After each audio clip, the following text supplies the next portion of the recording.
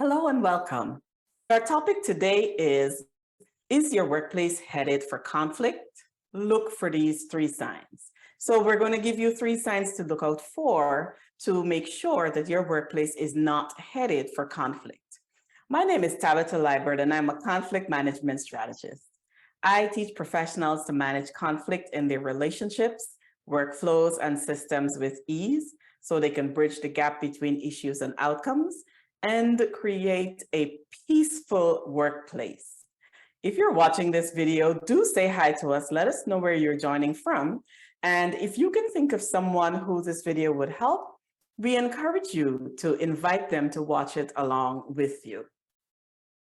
Now, you might be wondering why we always talk about workplace conflict. It is so important to recognize workplace conflict. In 2021, the Society of Human Resources Management did a study, and they found that 85% of employees have experienced conflict in the workplace. 20% of those who experience conflict in the workplace have said that it led to personal injury or to adverse medical conditions. The takeaway that I want you to have from those statistics is to understand that there is a key to identifying early warning signs of conflict in the workplace. And that key, my friend, is knowledge. Because understanding what workplace conflict is and being able to identify it is going to help you figure out what it costs your organization. It is going to help you to mitigate the conflict that is happening and mitigate the results of conflict so that it does not paralyze your profits. Today, we're going to talk about three ways that workplace conflict costs your organization. And the first is decreased innovation. When there's conflict in the workplace, it can be very hard for diverse teams to work well together. If the communication has not been established, if there's no safety and trust in the workplace, you find that it's difficult for diverse teams to share ideas or to collaborate on new projects. What happens then is that your team is less competitive, and that costs you in revenue. It costs you also in reduced productivity, which is the second cost of workplace conflict in your organization. Experience has shown that when employees are distracted by conflict, distracted by disagreements or things that are not happening the way they should, they spend less time on their work. And that results in missed deadlines. It results in decreased quality of work. It results in quiet quitting, people slowing down. It also results in people calling out. So there is a whole lot of slowing down of the work and people staying home when they don't feel well and not being able to focus on the work at hand. And you see that in your bottom line. You see that affecting the productivity of your workplace. The third way that workplace conflict costs your organization is increased attrition.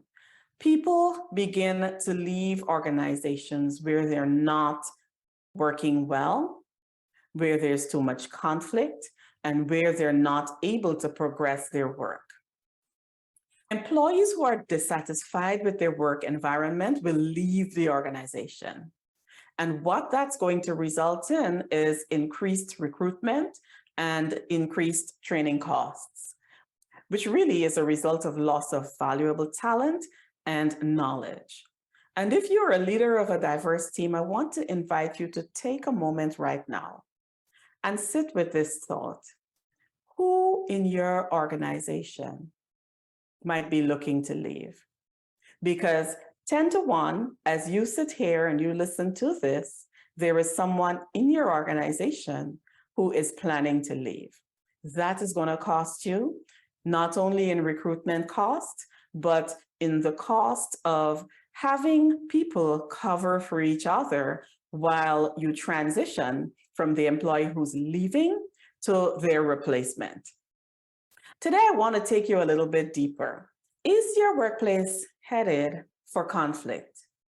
Here are 3 signs that we're going to look out for. The first is disagreements in how work is directed, in who does what tasks, or how much work is assigned.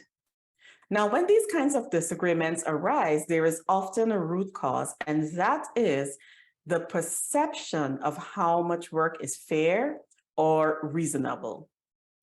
Another root cause for disagreements in how work is divided is a difference in skills. You may have employees working at different skill levels or different levels of ability. And if you don't address that, you will find that there are disagreements in how work is divided, who does what tasks, and how it's assigned. The second sign to look out for to make sure that there is no conflict in your workplace is disagreements over allocations of resources. Resources such as time, money, and equipment. Is there a good understanding of how those resources are allocated? And if there is, who is watching? Who is responsible for it? And who does that person report to? Because we want to be sure that your allocation across the board is fair. People work better when they feel that they've been treated fairly and when they feel that they have all the tools that they need to work in their organization and to do a good job. So when we look at disagreements in how resources are allocated and we are trying to find the root cause, we want to look at whether there is scarcity and what needs to be procured or purchased. And we also want to examine the differences in priorities, because on many occasions, the resources follow the priorities. And so we want to be sure that as many people as can feel that they are indeed a priority to the organization, feel that their work is important, and they've been giving the resources that they need to do it. And if their work is not necessarily a priority in that moment, we want to be sure that our employees understand why they're not a priority at the moment, and also have a fair understanding of when they will become a priority, when they will be given those tools so that they can do their own best work. The third sign to look out for to make sure that your workplace is not headed for conflict is to look out for disagreements in expectations. Now, there are always different expectations in an organization. When you're looking for these warning signs, you want to see where employees or managers have different expectations about the project, different expectations about their role in it, and different expectations about what the goals are or what they hope to achieve. And if you want to look deeper into that for the root cause of conflict over differences in expectations is usually project goals and who is in charge of those project goals and what those goals mean to the company. There can also be role confusion. Role confusion can also lead to disagreements in expectations, where people are not quite sure what they should be doing, and they end up delivering something that is different to what was needed. And this can result in disappointment and frustration, not only for the team member, but also for the manager. And this can affect the company's bottom line. So today we've looked at 3 signs that you can look out for to see if your workplace is headed for conflict. If any of the things that we've discussed today is familiar to you, and if there is a concern in your mind about how it affects your organization, the invitation is for you to reach out to us at hello@marshallduke-consulting, or send us a message here on the platform, and we can get you to mitigating the conflict that you've identified so that you don't paralyze profits in your workplace. Have a good day, and I'll see you in the next video.